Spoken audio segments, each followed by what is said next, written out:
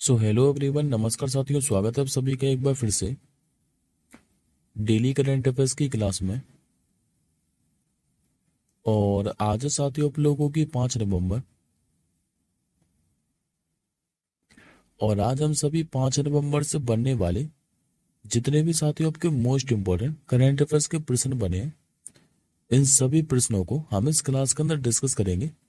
यदि साथियों आप लोग इनमें से किसी भी एग्जाम की तैयारी करते हैं तो ये जो आपकी करंट अफेयर्स की क्लास है सभी प्रतियोगी परीक्षाओं के लिए अति महत्वपूर्ण रहने वाली है। तो आप सभी साथी पूरी क्लास में आखिर तक बने रहिएगा। लेकिन साथी उससे पहले एक बार मैं आपको 4 नवंबर के करंट अफेयर्स के प्रश्नों को क्विकली रिवीजन करा देता हूँ मात्र 2 मिनट के अंदर। उसके बाद हम लोग आज के प्रश्नों की ओर बढ़ेंगे। तो जैसा कि साथियों मैंने आप लोगों को पढ़ाया था कि अभी जो अभ्यास है जिसका नाम है वज्र प्रहार, इसका आयोजन ये कहाँ पर किया गया है? तो ये साथियों अमेरिका के अंदर किया गया है। और ये जो वज्र प्रहार अभ्यास है ये भारत और अमेरिका के बीच में हर साल आयोजित किया जाता है। इसके बाद दूसरा क्वेश्चन मैंने आप लोगों को पढ़ाया था कि अभी 1 नवंबर को 7 राज्यों का स्थापना दिवस मनाया गया है। ये 7 राज्य कौन कौन से थे? तो एक तो था मध्य प्रदेश, दूसरा मध्य प्रदेश से अलग होकर सन 2000 में छत्तीसगढ़ बना था, तीसरा हरियाणा, चौथा पंजाब है, पांचवा है आंध्र प्रदेश, छठवा है कर्नाटक और सातवां है केरल। अभी इन 7 राज्यों ने 1 नवंबर को अपना स्थापना दिवस मनाया था। इसके बाद मैंने आपको तीसरा क्वेश्चन योजना से संबंधित पढ़ाया था कि अभी जो मुफ्त रसोई गैस सिलेंडर योजना है जिसका नाम है दीपम 2, इसकी शुरुआत किसने की थी? तो आंध्र प्रदेश सरकार ने। जो कॉलिंस की डिक्शनरी है इसने 2024 का अभी वर्ल्ड ऑफ द ईयर ये किसे घोषित किया है? तो ब्रेट शब्द को। ड्यूमा बोको का नाम पढ़ाया था मैंने आपको। इनको भी किस देश का छठा राष्ट्रपति घोषित किया है? तो बोत्सवाना देश का।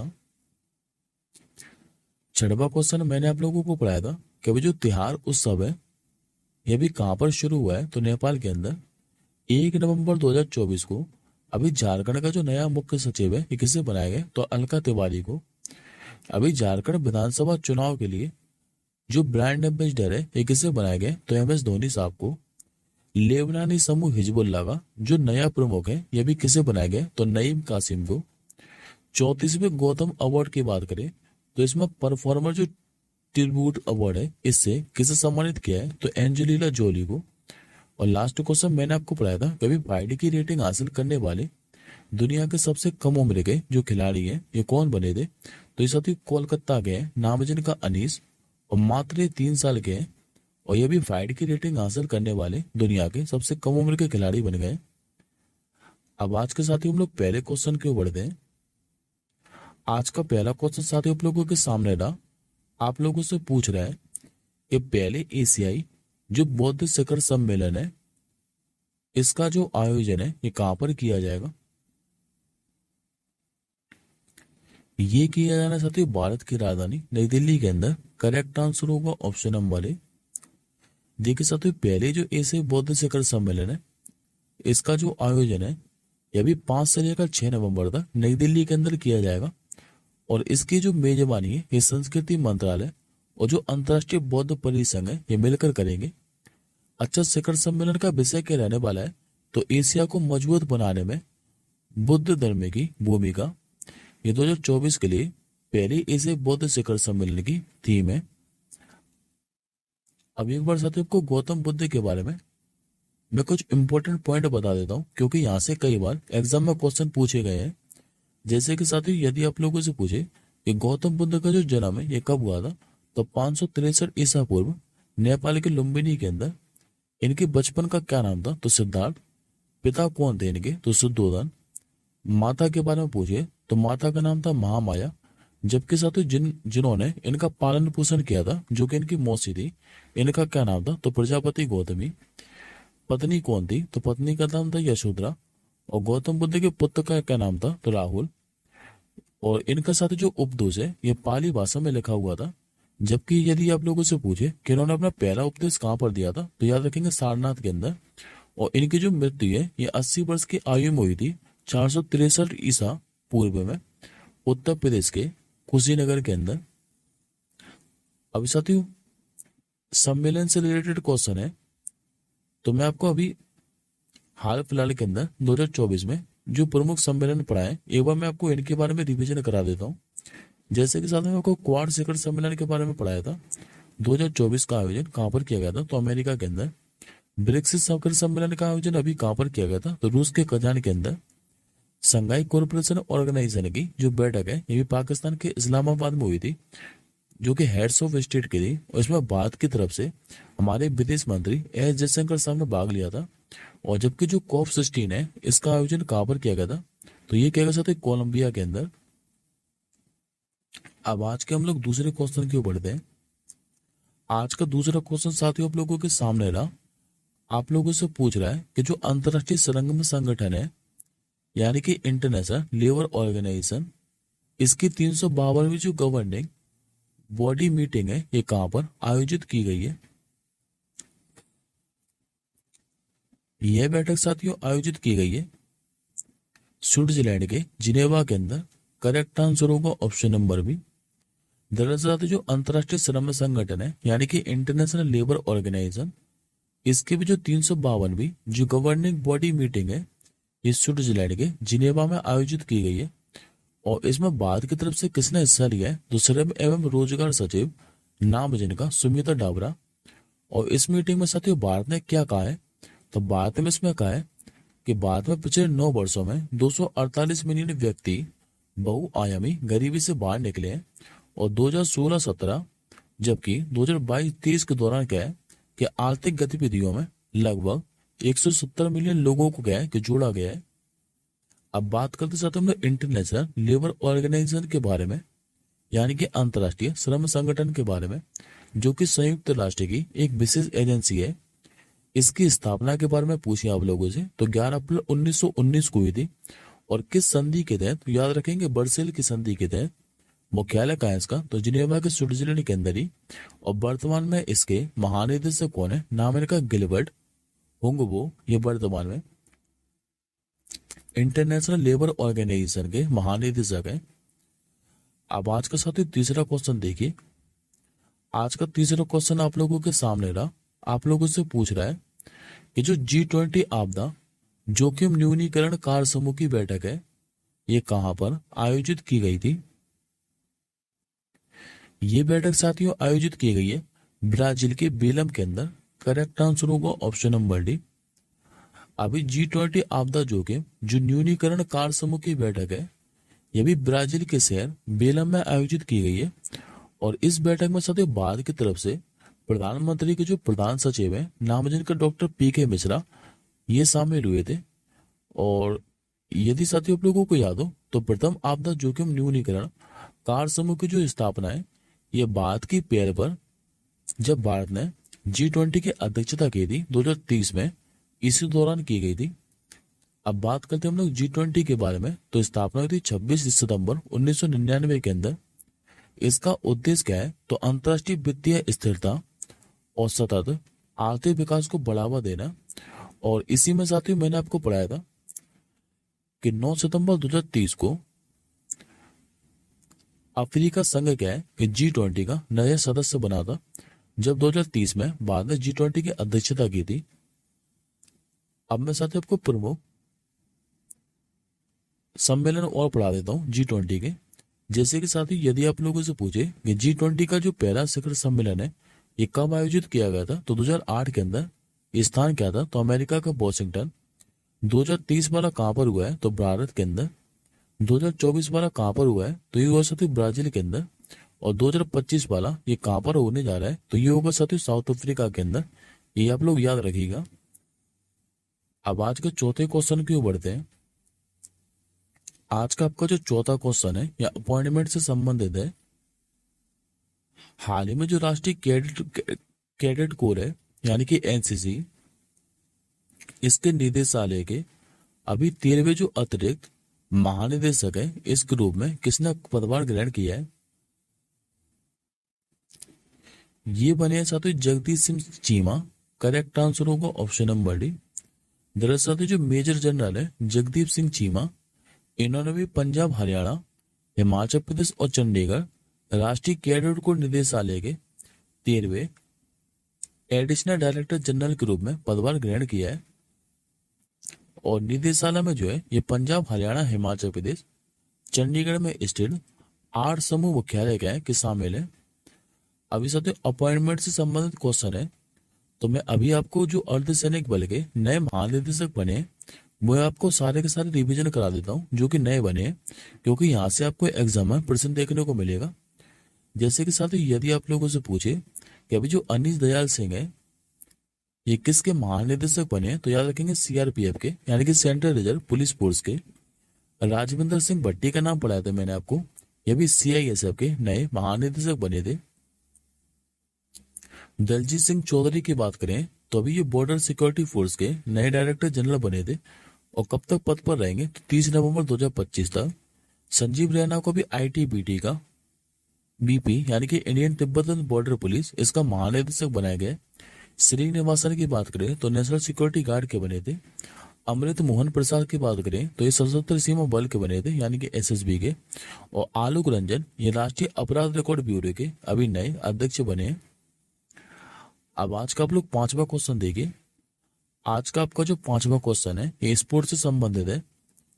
आप लोगों से पूछ रहा है कि अभी अमेरिका का जो कोलोराडो है यहाँ पर अभी अंडर 90 विश्व मुक्केबाजी प्रतियोगिता में भारत ने कुल कितने मेडल जीते हैं। तो इसमें साथियों भारत ने जो है टोटल 17 पदक जीते हैं। करेक्ट आंसर होगा ऑप्शन नंबर बी। देखिए साथियों भारतीय मुक्केबाजों ने कहा है कि अभी अंडर 90 जो विश्व मुक्केबाजी चैंपियनशिप है इसमें 4 गोल्ड मेडल के साथ टोटल 17 पदक जीते हैं। और इस प्रतियोगिता में भारत की तरफ से 9 लड़के और 10 लड़कियों ने भाग लिया था, और इनमें साथियों भारत क्या है कि फाइनल में पहुंचे थे, जिसमें साथियों 10 लड़कियों ने क्या है कि इसमें पदक जीते हैं। अब मैं साथियों खाली आप लोगों को गोल्ड मेडल विजेताओं के नाम के बारे में बता देता हूँ। जैसे कि पहला जो गोल्ड मेडल है ये कृष्ण वर्मा ने जीता था 57 किलोग्राम भार वर्ग 75 किलोग्राम भार वर्ग में, जो कि पहला मेडल था। दूसरा मेडल जीता था हेमंत सांगवान ने। तीसरा मेडल जीता इसमें पार्थिवी ग्रेवाल ने। और चौथा किसने जीता था तो बंसिका गोस्वामी ने। अब आज का 6वां क्वेश्चन देखिए।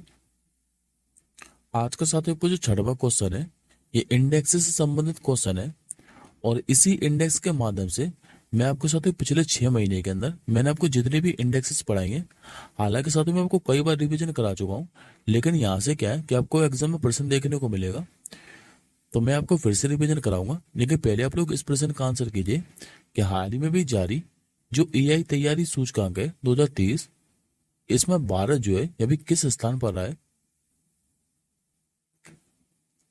तो इसमें साथियों भारत की जो स्थिति है ये 72 रही है। करेक्ट आंसर होगा ऑप्शन नंबर बी। देखिए साथियों ये जो सूचकांक है ये एआई एकीकरण के प्रति उसकी मजबूत प्रतिबद्धता को दर्शाती है, और इसमें भारत क्या है कि 0.49 के स्कोर के साथ 72वें स्थान पर रहा है।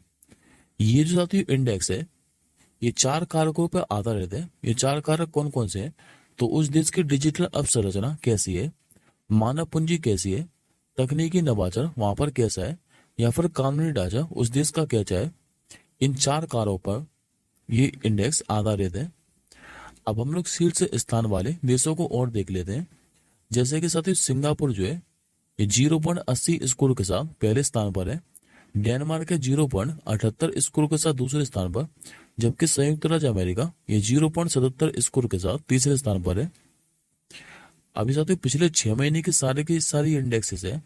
हालांकि मैं साथियों आपको कई बार रिवीजन करा चुका हूँ, और मैंने साथियों आप लोगों को कई बार बोला भी है कि यहाँ से आपको 1% एग्जाम में डेफिनेटली देखने को मिलेगा। तो जल्दी से एक बार आप लोग फिर से रिवीजन कीजिए।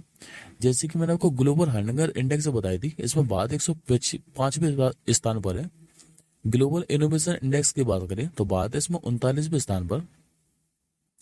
ग्लोबल जेंडर गैप इंडेक्स की बात करें तो भारत 129वें स्थान पर है। यूनाइटेड नेशन डेवलपमेंट प्रोग्राम के द्वारा 2 इंडेक्स पढ़ाई थी मैंने आपको। एक तो पढ़ाई थी ह्यूमन डेवलपमेंट इंडेक्स यानी कि मानव विकास सूचकांक, इसमें भारत ने 1 रैंक सुधार किया था और 134वें स्थान पर पहुंच गया था। और दूसरी पढ़ाई थी जेंडर इनइक्वालिटी इंडेक्स यानी कि लैंगिक असमानता सूचकांक, इसमें भारत आ गया 108वें स्थान पर। वैश्विक बौद्धिक संपदा सूचकांक की बात करें तो इसमें भारत 42वें स्थान पर है। वर्ल्ड प्रेस फ्रीडम इंडेक्स में भारत 159वें स्थान पर। हेनली पासपोर्ट इंडेक्स में भारत 85वें स्थान पर है। वर्ल्ड हैप्पीनेस इंडेक्स की बात करें तो भारत इसमें 126 स्थान पर। वर्ल्ड साइबर क्राइम इंडेक्स में भारत 10वें स्थान पर। वैश्विक यात्रा और पर्यटन सूचकांक में भारत 39वें स्थान पर है।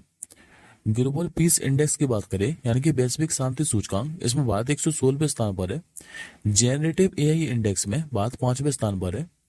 अभी मैंने आपको अक्टूबर महीने के अंदर ही दो इंडेक्सेस नई और पढ़ाएंगे, जो कि एक तो पहली बार जारी की गई है वैश्विक प्रकृति संरक्षण सूचकांक, इसमें भारत 176वें स्थान पर। और दूसरी रूल ऑफ लॉ इंडेक्स पढ़ाई थी, इसमें भारत 79वें स्थान पर है। अब आज के हम लोग साथियों 7वें क्वेश्चन की बढ़ते हैं। और आज का साथियों को जो 7वां क्वेश्चन है, ये सुपर मोस्ट इंपोर्टेंट क्वेश्चन है। इस पे आप लोग स्टार मार्क कर दीजिए। आप लोगों से पूछ रहा है कि अभी ब्रिटेन के अंदर जो कंजर्वेटिव पार्टी है, इसका नेतृत्व संभालने वाली जो पहली अश्वेत महिला है, ये भी कौन बनी है? नाम है साथियों इनका कैमी बेडेनोच। करेक्ट आंसर होगा ऑप्शन नंबर डी। ये नाम साथियों याद रखिएगा, कैमी बेडेनोच का। देखिए भी जो कैमी बेडेनोच है, इन्होंने भी शनिवार को ब्रिटेन की जो कंजर्वेटिव पार्टी है, ये इसका नेतृत्व संभालने वाली पहली अश्वेत महिला बन गई है। और ये साथियों नाइजीरिया मूल की है और ये 44 वर्षीय है कैमी बेडेनोच। और इन्होंने पूर्व कैबिनेट मंत्री जो रॉबर्ट जेनेरेक है, इन्हीं को रहा है। और इन्होंने साथियों स्थान किसका लिया है, तो इन्होंने अपने विपक्ष के नेता के रूप में हाउस ऑफ कॉमन्स में जो ब्रिटेन के पहले प्रधानमंत्री थे ऋषि सुनक, भारतीय मूल के, इन्हीं की जगह ली है। अब बात करते हैं ब्रिटेन के बारे में, तो राजधानी मैंने आपको कई बार बताई है जो कि लंदन। मुद्रा भी मैं आपको कई बार बता चुका हूँ जो कि पाउंड स्टीलिंग। और अभी यहाँ के नए प्रधानमंत्री कौन बने थे ऋषि सुनक के स्थान पर, तो कीर स्टारमर। अब आज का 8वां क्वेश्चन देखिए। आज का आप लोगों के सामने 8वां क्वेश्चन रहा जो कि दिवस से संबंधित है। आप लोगों से पूछ रहा है कि विश्व जो सुनामी जागरूकता दिवस है, ये कब मनाया जाता है? यह दिवस साथियों प्रतिवर्ष 5 नवंबर को मनाया जाता है। करेक्ट आंसर होगा ऑप्शन नंबर बी। दरअसल साथियों वर्ल्ड जो सुनामी अवेयरनेस डे है, यह हर साल 5 नवंबर को मनाया जाता है। और इस दिवस को मनाने का मकसद क्या है, तो सुनामी से होने वाले नुकसान को कम करना और सुनामी के बारे में जागरूकता बढ़ाना। इस दिवस को साथ ही घोषित किसके द्वारा किया गया था, तो संयुक्त राष्ट्र महासभा के द्वारा साल 2015 के अंदर। और हर साल ये किसी न किसी थीम के साथ मनाया जाता है। 2024 के इसका विषय क्या है, तो लचीले भविष्य के लिए असमानता से लड़ना। ये 2024 के लिए वर्ल्ड सुनामी अवेयरनेस डे की थीम है। अब आज का साथ ही 9वें क्वेश्चन देखिए, जो कि आज का आपको 9वां क्वेश्चन भी स्पोर्ट्स से संबंधित है। आप लोगों से पूछ रहा है कि अभी 3 टेस्ट मैचों की श्रृंखला में किस टीम ने भारत को 3-0 से हराया है? तो ये देश का नाम है साथी न्यूजीलैंड। करेक्ट आंसर होगा ऑप्शन नंबर डी। देखिए साथी भी न्यूजीलैंड की टीम ने कहा कि पहली बार भारत में टेस्ट सीरीज जीती है। और ऐसा साथी 24 साल के इतिहास में दूसरी बार हुआ है कि भारत को किसी देश ने हराया है टेस्ट मैचों की श्रृंखला में। और इससे पहले साथियों साउथ अफ्रीका ने साल 2000 में हराया था 2 मैचों की टेस्ट सीरीज से। और अब ये दूसरी बार हुआ है कि न्यूजीलैंड ने हराया है। तो हो सकता है ये क्वेश्चन आप लोगों से एग्जाम में पूछ ले। अब आज का हम लोग 10वें क्वेश्चन की बढ़ते हैं, जो कि आज का आपका आखिरी प्रश्न है। आज का आखिरी क्वेश्चन आप लोगों के सामने रहा। आप लोगों से पूछ रहा है कि 76वें गणतंत्र दिवस समारोह पर जो मुख्य अतिथि हैं ये कौन होंगे? तो ये होने वाले साथी इंडोनेशिया के नए राष्ट्रपति प्रोबोवो सुबियांतो। करेक्ट आंसर होगा ऑप्शन नंबर डी।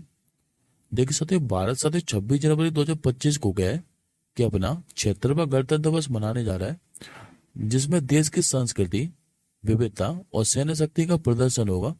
और इस मौके पर साथियों हर साल की तरह इस बार भी नई दिल्ली के कर्तव्य पथ पर भव्य परेड का आयोजन किया जाएगा।